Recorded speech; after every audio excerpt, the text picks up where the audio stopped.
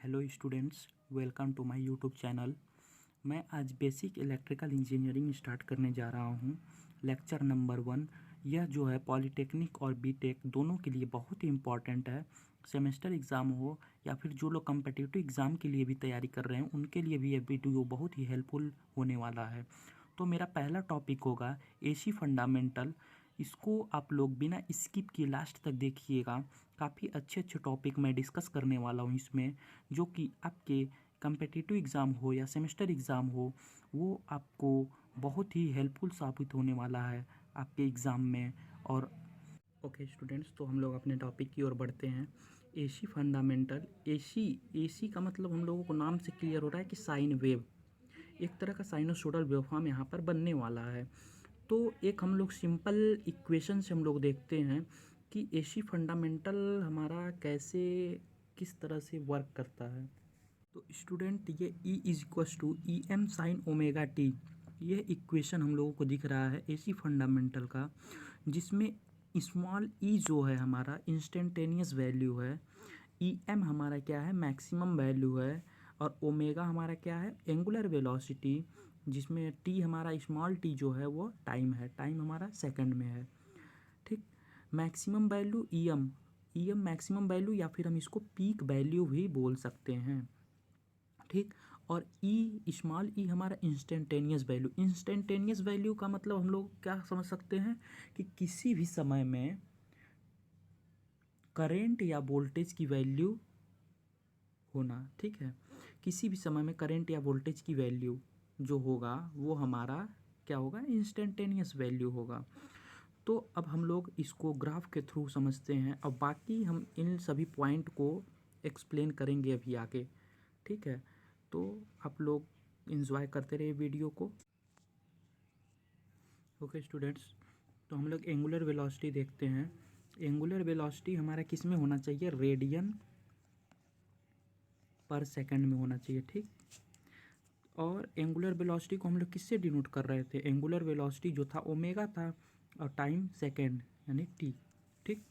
अब हम लोग देखते हैं कि हमारा इक्वेशन क्या था, E is equals to capital E M sine omega T.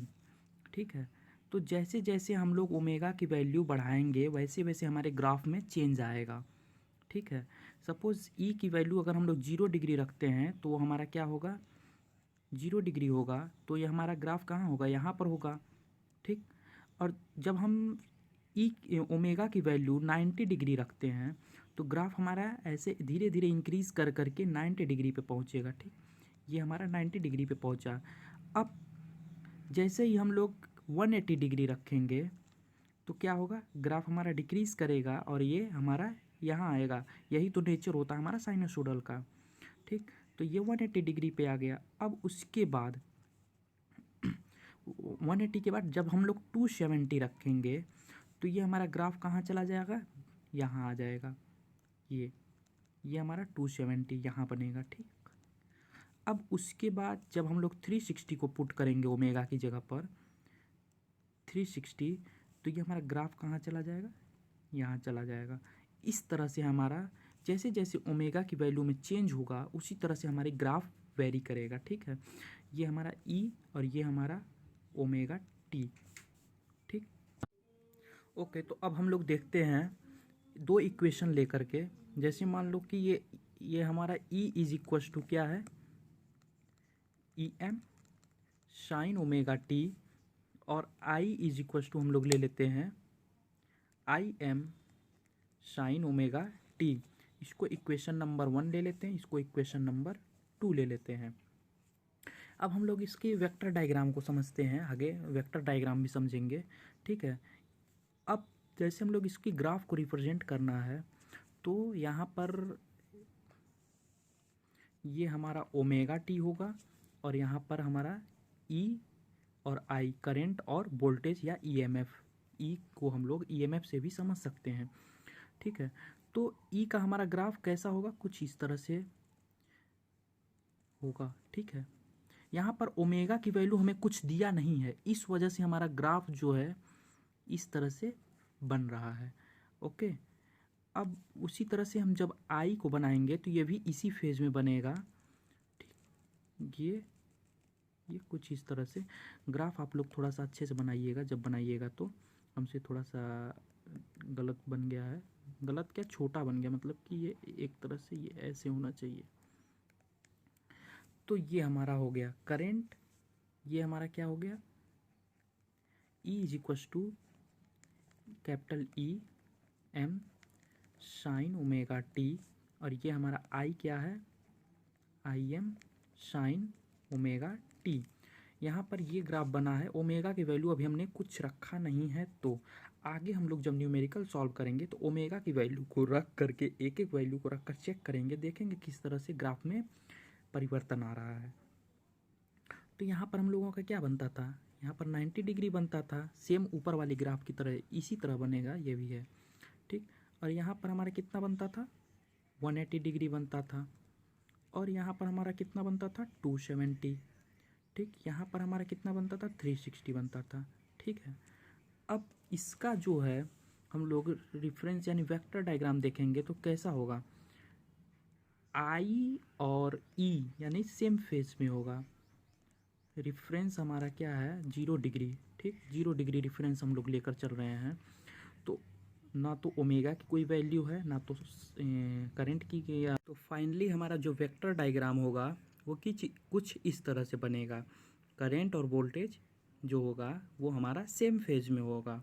यहाँ पर अगर ओमेगा की वैल्यू कुछ दिया रहता, वेरी करता, तो हमारे एंगल में भी कुछ न कुछ चेंजमेंट आता या वेरी करता। तो ये हमारा जैसे वेक्टर डायग्राम होता है तो कुछ इस तरह से बनता है। ठीक है, सपोज ये हमारा करंट है और ये हमारा ईएमएफ है, तो ये हमारा इसके बीच का जो एंगल होगा वही हमारा क्या कहलाता है, फेज एंगल कहलाता है।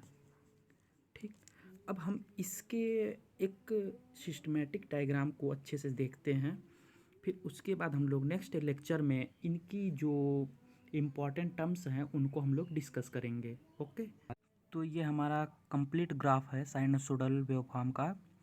तो ऊपर देखिए ये हमारा वोल्टेज और करंट दिया हुआ है, और यहाँ पर ये हमारा angular velocity omega with respect to time. ठीक, तो जैसा कि हम लोग पीछे पूरी बात को क्लियर कर चुके हैं कि ये ग्राफ हमारा कैसे वेरी करता है, जैसे जैसे एंगुलर वेलोसिटी हमारा चेंज करेगा उसी तरह से हमारा ये ग्राफ में परिवर्तन आता है। तो ये हमारा ये पॉइंट जो है ये हमारा इंस्टेंटेनियस वैल्यू है, और ये वी एम हम लोग यहाँ पर वी एम की जगह पर अगर आई का ग्राफ बनाए होते तो आई एम भी हमारा होता। हम लोग वोल्टेज को लेकर के चल रहे हैं इसलिए हम लोग वी एम यहाँ रिप्रेजेंट कर रहे हैं। तो ये पॉजिटिव में है तो पॉजिटिव वी एम, यहाँ पर निगेटिव वेवफॉर्म है तो यहाँ पर क्या हो जाएगा, निगेटिव में वी एम। ठीक, ये 270 डिग्री 360 डिग्री, और ये हमारा पूरे साइकिल का कंप्लीट टाइम पीरियड यहाँ से यहाँ तक ये हमारा टाइम पीरियड होता है। ठीक, और ये वैल्यू और ये वैल्यू 90 डिग्री का जो पीक है और 270 डिग्री जो पीक है, ये हमारा क्या हो जाएगा, पीक टू पीक वैल्यू, या फिर इसको हम लोग मैक्सिमम वैल्यू भी बोल सकते हैं। तो होप गाइज़ ये आप लोगों को वीडियो अच्छा लगा होगा, पूरा अच्छे से समझ में भी आया होगा। तो इसको ज़्यादा से ज़्यादा लोगों तक शेयर करें, और अधिक से अधिक लोगों से बोले सब्सक्राइब करने के लिए, लाइक करने के लिए, कमेंट करने के लिए। आप लोग कमेंट करके बताइए कि आपको इस लेक्चर में कहाँ पर प्रॉब्लम आई, कहाँ पर डाउट हो रहा है, उस डाउट को मैं क्लियर करने का पूरा प्रयास करूँगा।